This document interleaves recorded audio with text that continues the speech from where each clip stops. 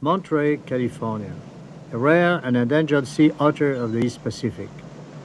This film is the story of a species that has twice narrowly escaped extinction. The cause of death is unknown. The autopsy is being performed for determination of cause of death and other scientific information on the animal. There's probably an underlying skull fracture, which is probably related to trauma. Whether or not this is the immediate cause of death will have to be determined by autopsy.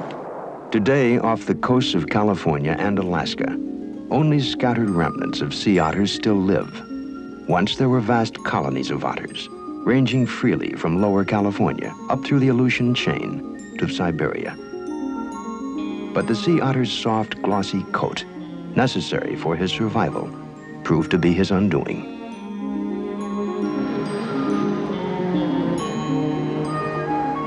Two centuries ago, the sea otter's fur was first coveted by Japanese nobles and feudal lords. Then fur hunters from Russia discovered rich otter colonies in Alaska. Catherine the Great, enraptured by the new furs, ordered a floor-length mantle. And for 100 years, the Russians would compete with the Spanish, British, Japanese, and Americans in a fur-hunting gold rush that would all but wipe out the species.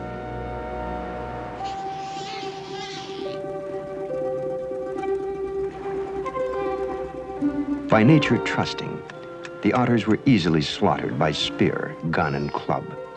Neither mother nor pup was spared. Finally, south of Amchitka, the sea otter was considered extinct. But 30 years ago, in small numbers, the sea otter began to reappear. Little is known about this wild animal nearly lost to the world, miraculously come back, and today once again threatened.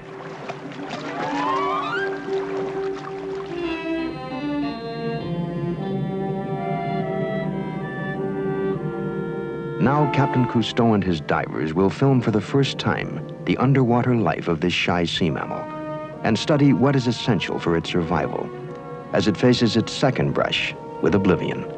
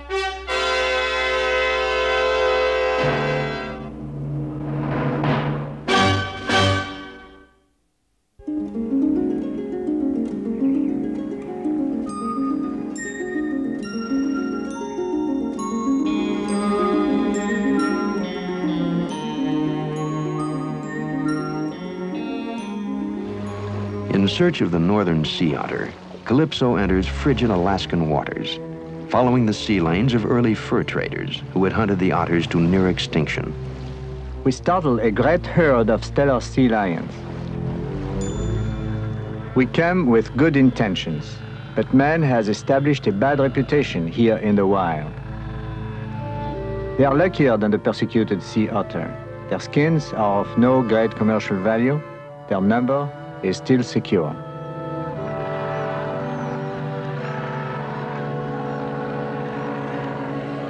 The sea otters are thinly scattered over the vast Aleutian chain. The kelp beds are their natural habitat, but the thousands of kelp floats can be mistaken for sea otters.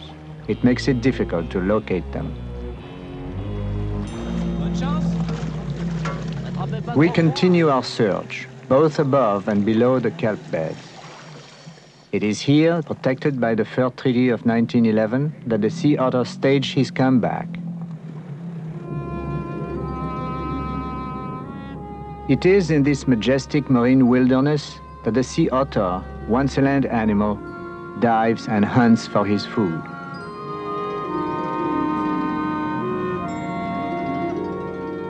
Our divers familiarize themselves with its weird ice-cold environment. The Alaskan king crab, of heroic size and formidable armor, prowls the bottom. He is a favorite delicacy of the northern otter. The otter still eludes us.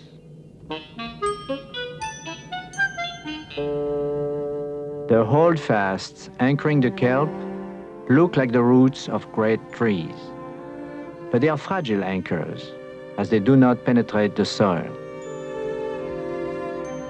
We are enraptured by the alien beauty of the sea otter's underwater forest.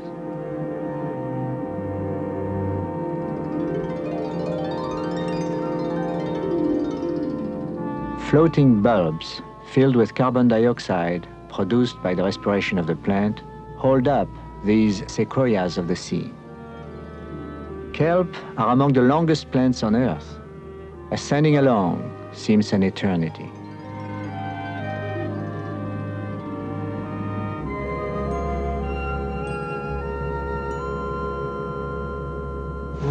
In the half-light of the subarctic dawn, when they are most likely to surprise half-asleep otters, Bernard Chauvelin and Raymond Cole head for the craggy, wind-worn shores of Sanak Island. Unlike the California otter that has been driven from land by civilization, the Alaskan otter often takes refuge on land to escape savage storms and gales that reach 120 miles per hour.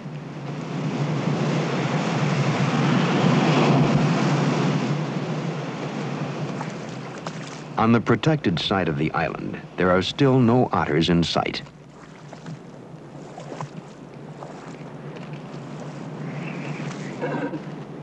A very young harbor seal is discovered beached by low tide. With their nets, Chauvelin and Cole will try to return the wriggler to the sea.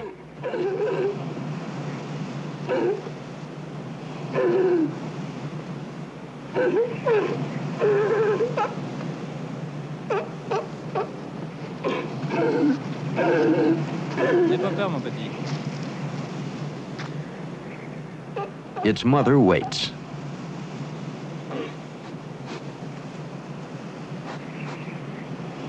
Tu aimes bien ton hamac?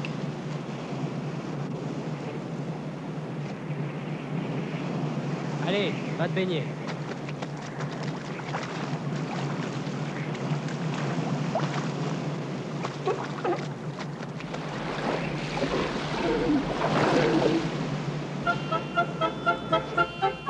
A sea otter, at last.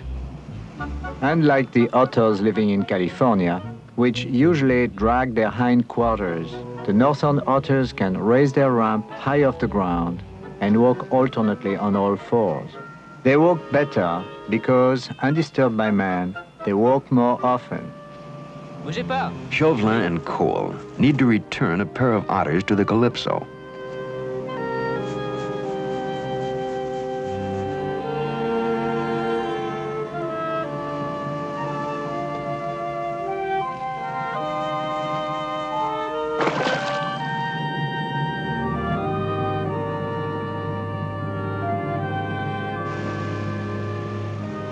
The netted otters will be transported to Calypso, where in a saltwater pool, food and the security of kelp await them.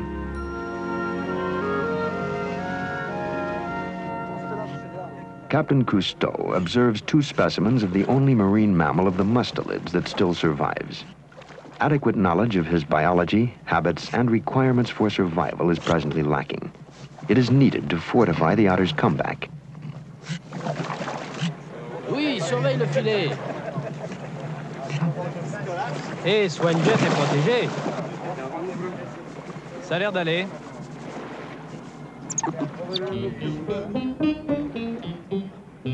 Otter, with your bristling silver whiskers, you look most wise to me. And wise enough you were to escape your natural enemies for many thousands of years, until man cheated and came with guns. Guns that are unfair to wisdom.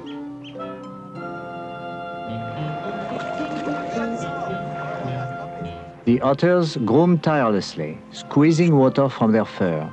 For insulation, air has to be constantly reintroduced into their thick pelage to help maintain their 100-degree body temperature. A blanket of kelp is more comforting than warming. Tu veux cette moule?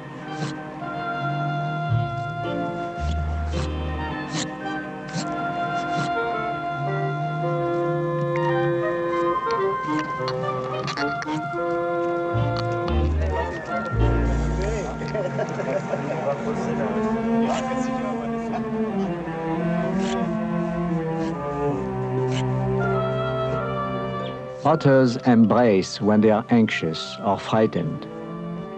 On board, we can provide only essentials, but for these wild creatures, that is far from sufficient. Nature is their home. We will return them there.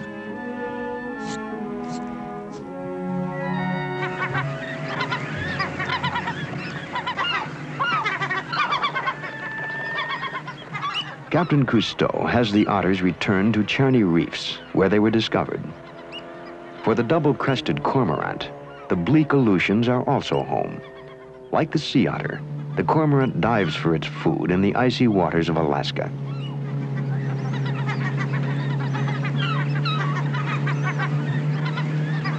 Regarde les cormorans. Regarde plutôt les algues. Now the Calypso team will stretch a net across an inlet they have chosen within the otter's home range. It will contain the pair of otters and make possible underwater observation under conditions closer to their natural habitat in the wild.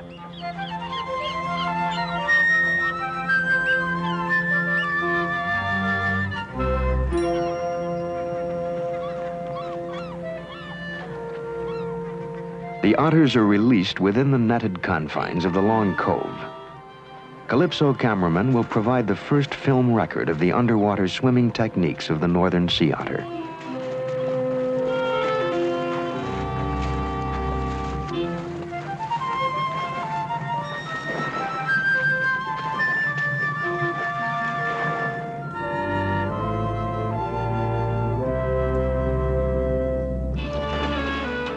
Doucement avec le filet.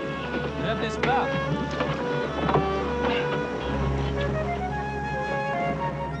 The otter swims primarily on his back. His large, flat, webbed feet combine with his slightly flattened tail to give him great power and maneuverability. The otter is tempted by his favorite food, but refuses to eat from the hand of man.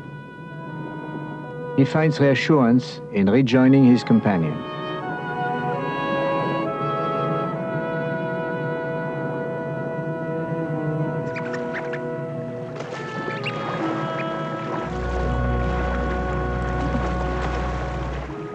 A meal offered from a distance is eagerly accepted. Having no reserve fat layer, like whales and seals, otters cannot go long without food. To maintain weight and body temperature in the icy sea, northern otters must eat up to 20 pounds a day, or 1/4 their body weight. Eating only on the surface, using their chests as tables, they feast on Alaskan king crab.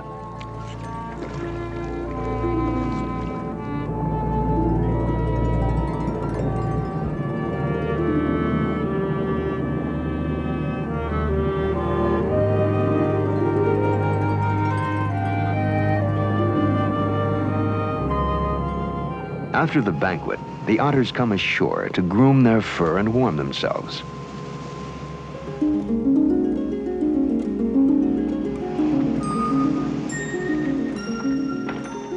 The otter enclosure lures the puffin, or sea parrot. He flies in and dives, using his wings to search for food. The slow-motion camera captures the spectacular sea parrot flying underwater.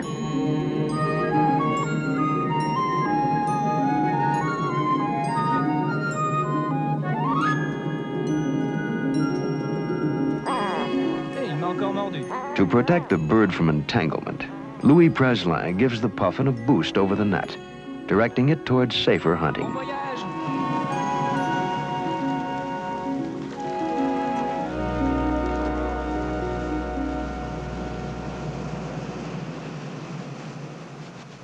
Insatiable, one of the otters is ready to eat again and accepts food from Preslin's hand.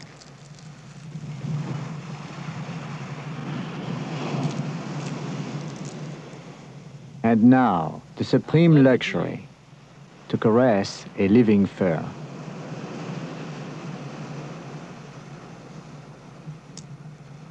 The otters respond to patience and kindness. Never before has a wild sea otter eaten food on shore.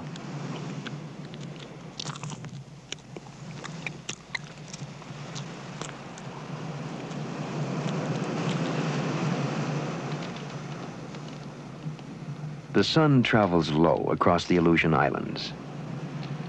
In the stillness of the Alaskan wilderness, evening comes early and lingers long.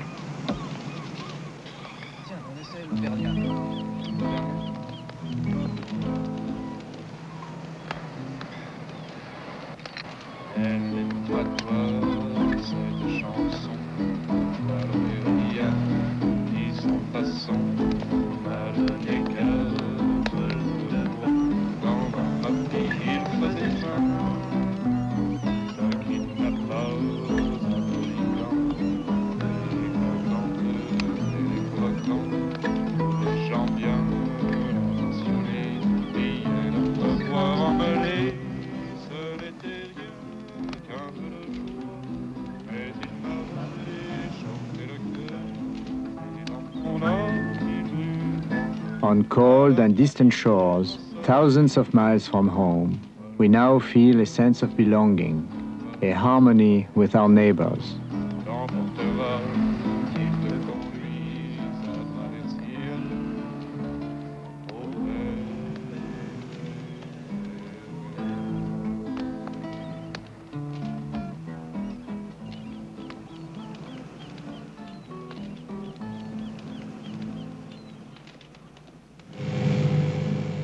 Captain Cousteau leaves Calypso for the Otter enclosure.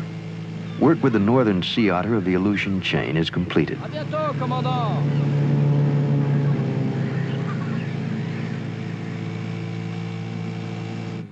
The net will be lowered, the otters released to their full range. Larguez le filet.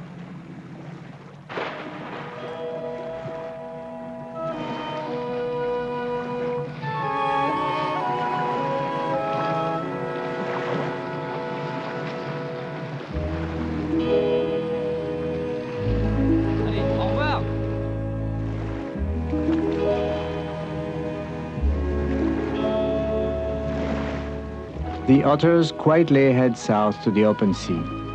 They have endured with us a few days of semi-captivity. Yet minutes after their liberation, they are at ease in freedom. The freedom the otter enjoys, I try in vain to imagine, to feel what it really means to him. He's not enslaved to a home, nor to a lifetime mate, nor to any kind of security. Freedom is adventure, and life has no boundary.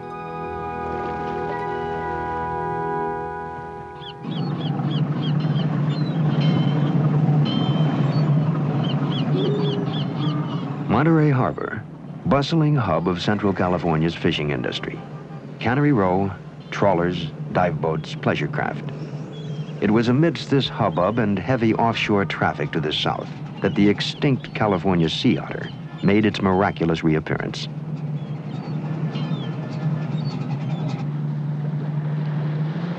The Orchia, commissioned for sea otter research by Philippe Cousteau, approaches a colony of otters off Stanford University's Hopkins Marine Station.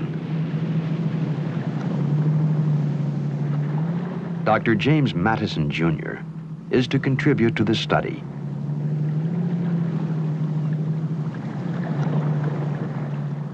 In 1911, the California otter was considered extinct. Years later, there were occasional sightings by lighthouse keepers and rangers, but these were kept secret because of the danger of poachers. Then in 1938, a small herd was viewed from a new coast highway, and the secret of the unsinkable sea otter was out.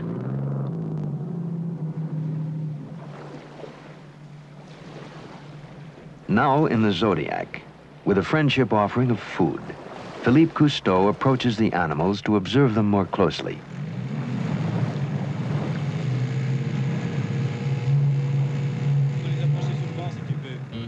Otters wrap themselves in kelp to keep from washing ashore while resting or sleeping. They try to move without getting their paws and feet wet to avoid heat loss from their bare limbs. Since they spend their lives at sea, they groom endlessly.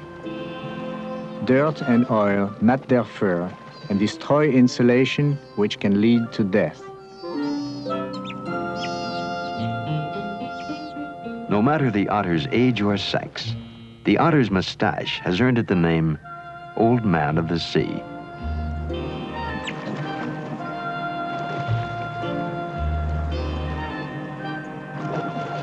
Otters often bite each other when they become alarmed and sniff the breeze suspiciously. They are made uneasy by the scent of man. Their favorite smell is food. As in Alaska, it is hoped food will be the breakthrough.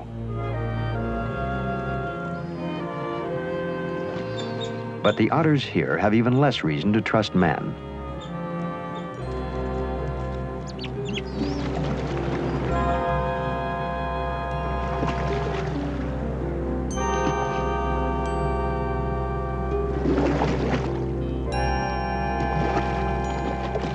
The otters, once nearly killed off by these two-legged predators, instinctively take evasive action.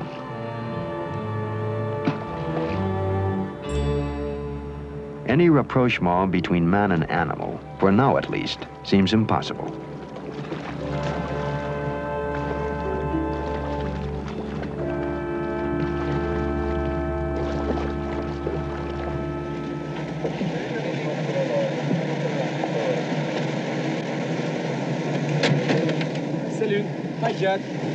At Monterey Pier, Captain Cousteau arrives to join the Calypso team in California. He is introduced to Judson E. Vanderveer, who's engaged in sea otter research at Hopkins Marine Station, and who has been helping Philippe in his study of the southern sea otter. Thank you very much. I hope to be. Thank you. It's good boy.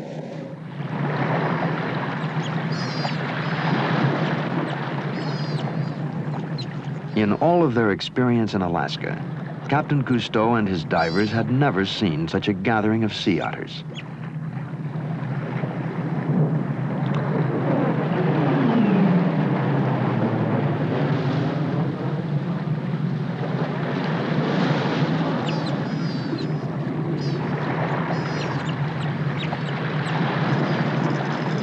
Now, Jed, how many otters do you estimate are right here in this area?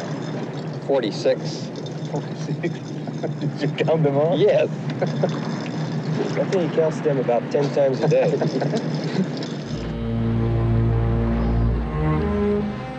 The comeback of the southern sea otter has been remarkable. But the piece of paper that protected his skin in the Fur Treaty of 1911 could not begin to cover the perils that abound in the world to which he has returned. Now, Jed, what are the enemies today here? Well, the greatest threat to them here is the possible injury by boat, small boat traffic. You mean propellers? Yes, but in addition to that threat, there's also the threat throughout the entire range of oil spill from a possible tanker collision or a tanker accident of some kind. I understand that occasionally some hunters are caught. Well, killing them. Yes, the otters are shot perhaps for target practice or also shot, especially in the Morro Bay area by I thought they were protected by law. They are. But what kind of law? What kind of protection is there? It's just a threat. Completely forbidden? Yes. Oh, yes. And what's the penalty? The penalty is $1,000 fine or 6 months in prison or both. Look at that. Cousteau is amazed that this colony of wild creatures can exist so close to highways, housing, and the cacophony of civilization.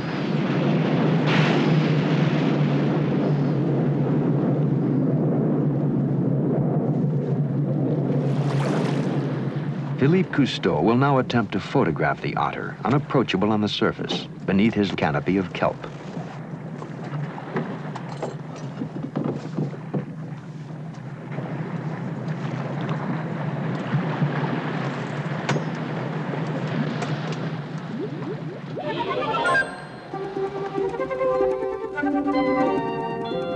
panic, the otters flee from our divers. But perhaps for the first time, the southern otters meet divers that are not hostile. The otters are afraid, but curious.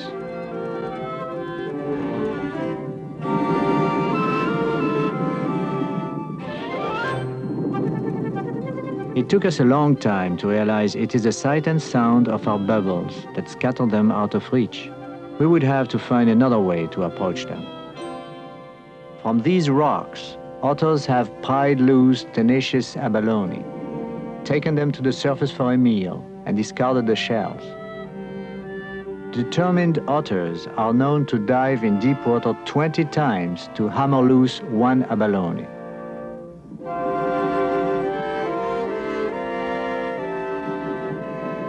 On the way up, our camera light frightens a curious otter.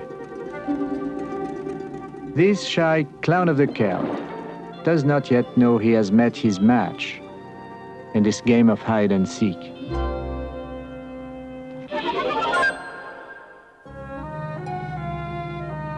In Monterey County's Stillwater Cove, the Cousteau team will make another attempt to film the sea otter underwater. This time they will use silent diving gear. Louis Preslin fills an oxygen rebreather canister with soda-sorb crystals. The chemical absorbs carbon dioxide as the diver recycles the oxygen. This eliminates the emission of the massive bubbles that frighten the otters.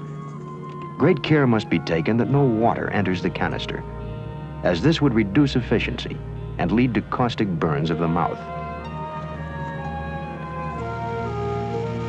On peut encore approcher. A young otter alerts the elders to approaching danger. The oxygen rebreather is dangerous equipment. Divers must have knowledge, training, and experience to use it safely. Pure oxygen is released into the diving lung. The diver must completely flush his own lungs to eliminate nitrogen. If correct procedures are not followed, divers may black out from lack of oxygen or drown from oxygen convulsions below 20 feet. The silent rebreather was designed for warfare. It becomes useful for peaceful observations of animal behavior.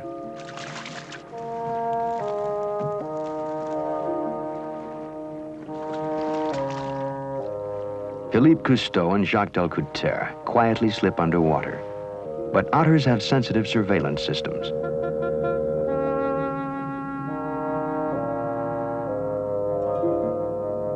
Although there are no bubbles to fear, they are still apprehensive of man.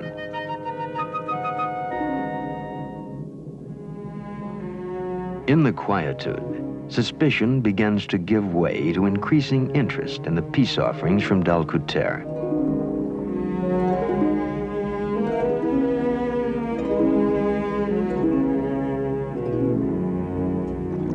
Tentatively at first, a special relationship develops with a young black male, the first to take food, a spiny urchin planted by Cousteau. In time, the men would become very attached to Esprit, the bold one, as they would begin to call him. After their departure from Monterey, the Calypso team would be distressed to learn from Judd Vanderveer of Esprit's death from shotgun wounds. He had learned to trust and forgotten that not all men are worthy of trust. Esprit gets away with a planted abalone. As the otter gathers his food, we are reminded of the natural interdependence of otters, urchins, abalone, and their shared home, the kelp forest. The sea otter's favorite food is the urchin, which uncontrolled destroys the kelp upon which the abalone, a vegetarian, is dependent. Before the otters were slaughtered and the abalone fished, there was a balance of kelp beds, urchin, abalone, and otters stretched along the entire coast. As we now provide an overabundance, greed sets in.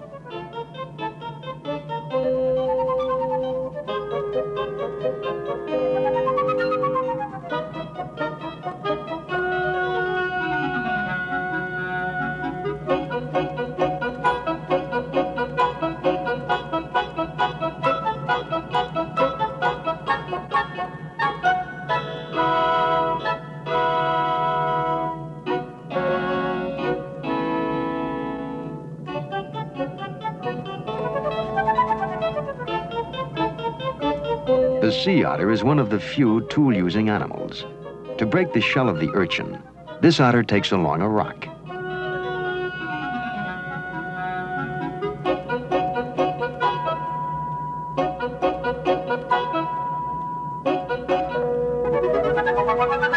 This otter uses one urchin to break another. Ça s'est bien passé? Oui, elle avait grand faim. The rebreather dives have been successful. Now it's happy feeding time. Succulent abalone provides its own plate. Noisy neighbors, with manual dexterity, pound turban snails on rocks, used like anvils on their chests.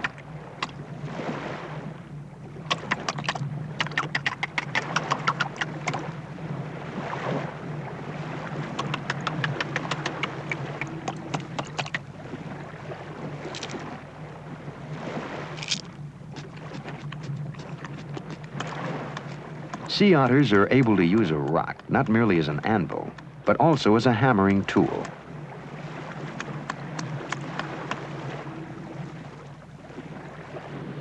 Observed from shore in their haven of kelp, the otter's life appears ideal.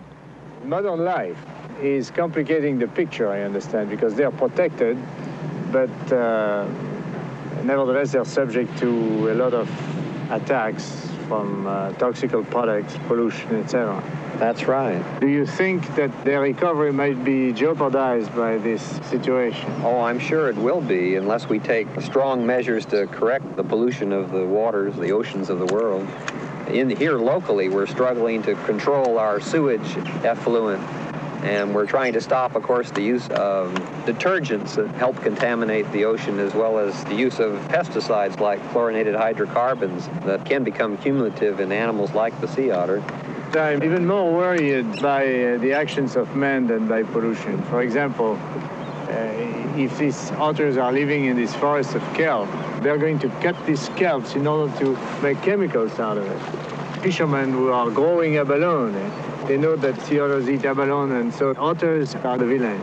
By oversimplification, men are completely spoiling the picture. They don't understand that everything is tied up and that otters are protecting the abalone indirectly, as well as the kelps. This is really what worries me. Nobody is really believing that, that life is complex. Don't you think this is the main danger? Oh, I do, but what good is it to man if we can't have the sea otter's pelt? If we're not able to market it, Yeah. if no one's able to make a lot of money on the sea otter, then it has to go. But the sea otters are doing their best not to go. In courtship, the male shows great tenderness toward the coy, thinner-necked female. They nuzzle and fondle and nip each other. Then the male tries to grab the female's nose with his jaws to hold her tight in order to mate in the water. The love play sometimes gets rough.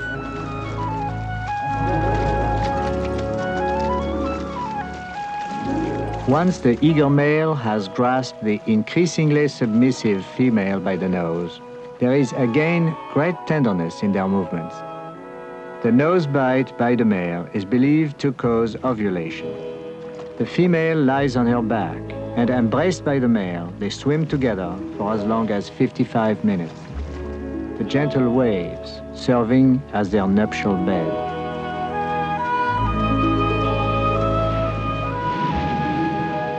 A mated female often seeks solitude.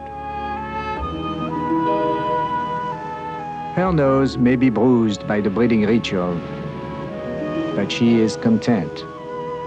Within her is the seed of continuance.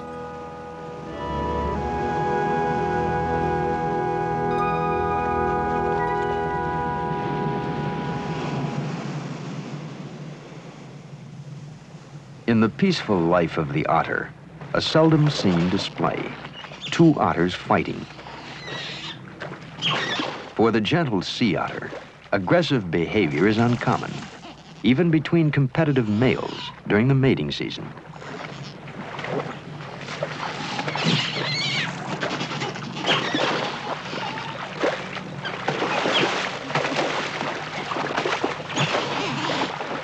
combatants will emerge from the bloodless battle much less bruised than is the mated female, whom Jacques Cousteau now approaches.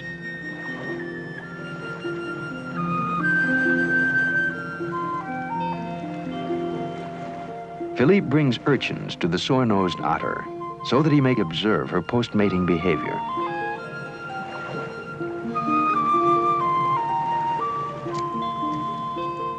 During the course of several feedings, a special rapport is established.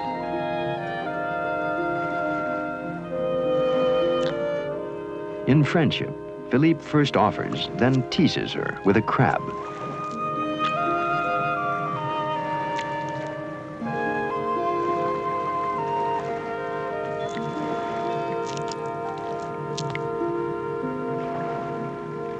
A relationship must be secure. To place a live crab on the stomach of a mated female with a sore nose eating a spiny urchin.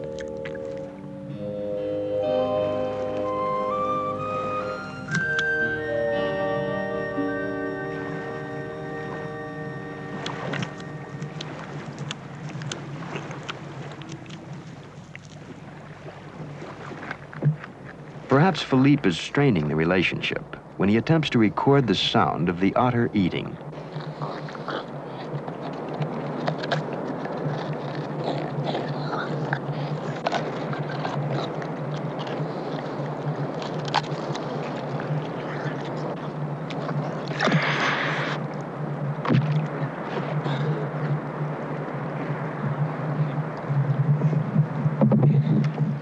To make amends for the intrusion, Philippe offers her an urchin.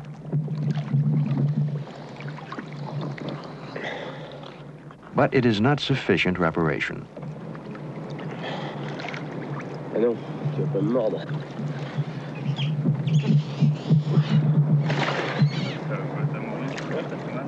To pacify the otter, an urchin is dropped.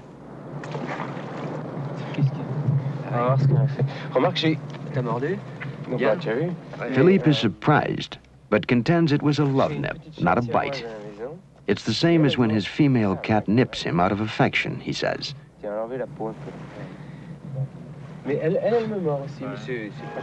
Pregnant otters may be subject to sudden behavioral changes. The otter now rolls toward the men to drape herself in the kelp near the boat.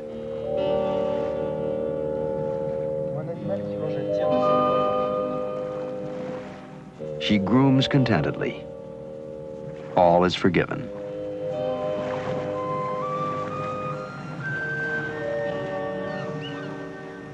The cloud of controversy continues to hang over the fate of the California sea otter. In Monterey, Captain Cousteau speaks with William Bryan of the Advisory Council of the Friends of the Sea Otter and Ellen Miller, concerned citizen. I would like to let the sea otters protect themselves and extend their range, and the government officials would like to extend their range for them and then keep them within given areas. They would like to move some sea otters so that in case we ever had an oil spill, there would be other otters who would be protected, they think. But wherever they would move them, they would try to confine them to a limited area, which... And it's highly debatable if the otters will respect the regulations. Or will even survive and move, that's right. In the Alaskan transplants, yes, just in capturing animals for transportation, 50% of the animals were killed, yes, in the netting operations. We have a very small amount of animals to begin with. Bill, what would you say the dangers are that the sea otters are facing today? Greatest danger to our friend is this conflict that has arisen between the commercial abalone interests and the survival of the otter, because the commercial abalone fishermen want to have the otters removed from the southern portion of the range where these people gather abalone that live in your ocean and my ocean, and they sell the abalone for $5.60 a pound. I don't think this is a very important food item to take care of the world population. Only a handful of commercial divers' pocketbooks. At Morro Bay, fisherman Ernest Porter demonstrates the size of abalone commercial fishermen can legally harvest and presents his side of the argument to Cousteau. Now, you know, we are interested in the sea otter. Yes. And I know that some of you think that the sea otter is interfering with your profession? How is it? Well, this is true. The sea otter, in making its comeback, is moving down the coast, and as it does, it's reducing an exploited environment. But there are not that many yet, or are they? Well, the number of otters that are in their total range is not the problem. It's a concentration of animals that have moved to a new feeding area that are doing the damage to the commercial fishery and, in fact, all of the nearshore fisheries. How many abalones do you think a sea otter can eat a day? Well, now, if you would, if a sea otter was only taking abalones of the size that we pick, approximately 4 or 5 abalones a day. But the otter is taking many little ones to make up for these few big ones. He has no size limit. Ernie, you know, the friends of the sea otter consider you as, you know, the dragon, the danger, you personify all the enemies of the sea otter to them. What's true in that? Well, that's not true. I am not the enemy of the sea otter that they say I am at all. They misconstrue this because they can use me as the #1 enemy that destroys me before I even have a chance to show the other side. Yeah. And the other side is not the side against the sea otter, but it's the side against the so-called friends of the sea otter. They're my enemy, not the sea otter. What do you propose to do practically to solve this problem? Well, I believe the otters should be managed by moving them out of the concentrations that are doing the damage. They should be spread throughout the state. We can't possibly try and move some and kill 50% of those we move. I want to prevent the California legislature and the commercial abalone interest from manipulating this fragile population. Friends of sea otters happen to be politically powerful enough to prevent anybody from doing anything. We're going to have to farm abalone. It's the only possible solution to their problems. The California coastline, by the way, belongs to everyone. Some of these commercial divers are killing otters. This is true. They have been pressured and lost their fishery to the extent of actually shooting them. Some blood present both about the nasal and oral mucous membranes. They're killing the animals because they've reached a simplistic solution to a problem. With proper management, the otter can make friends as he goes down the coast and up the coast instead of producing enemies wherever he goes. I think we have a friend in the otter, and an animal which probably contributes a great deal towards the normal balance of the marine environment. As man debated their future, life continued for this handful of wild creatures. After their miraculous recovery, they are confronted with a modern peril: oil spills. These devoted mothers carry their sucklings on their chests for more than a month, caring for them constantly, keeping them warm, dry, and well-fed. An audacious older pup leaves his mother for a free meal and gets a flipper in the face. The otters have but one pup every 2 or 3 years. It makes their comeback slow, but because of the meticulous care by the mother, the mortality rate is low. The otter handles her baby tenderly, caressing and cooing it to sleep. Older pups take solid foods, which are provided them by industrious mothers.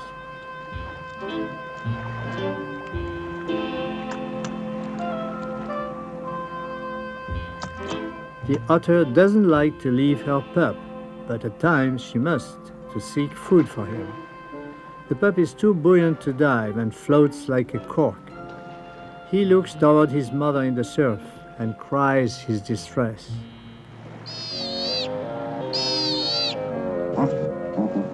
The mother reassures him and hunts.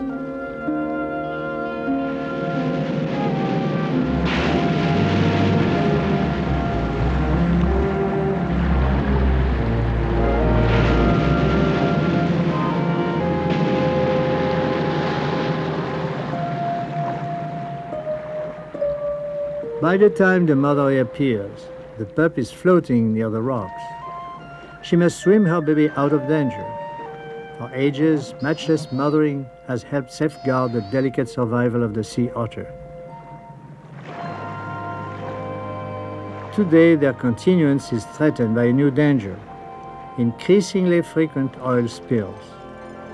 For the second time, the sea otter is at the mercy of a recent arrival, Homo sapiens, as capable of cruelty and selfishness as of generosity and compassion.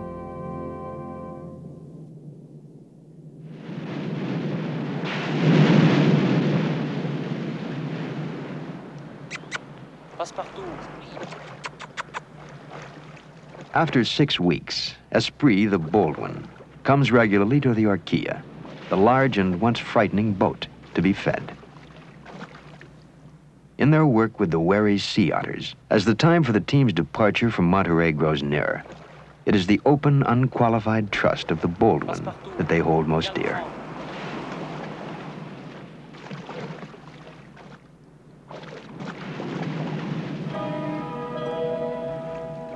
Otter bids the otter fond adieu. Our mind is conditioned by civilization and makes our relationship with the higher animals difficult. We often feel embarrassed when we are faced with demonstrations of total confidence that we may not deserve. The men of Calypso know it is meaningless to attribute human feelings to animals. Yet, there is a flow of life from animal to man. Special empathy with all our friends in the sea enriches our understanding of ourselves. Body and soul, we are deeply rooted in nature.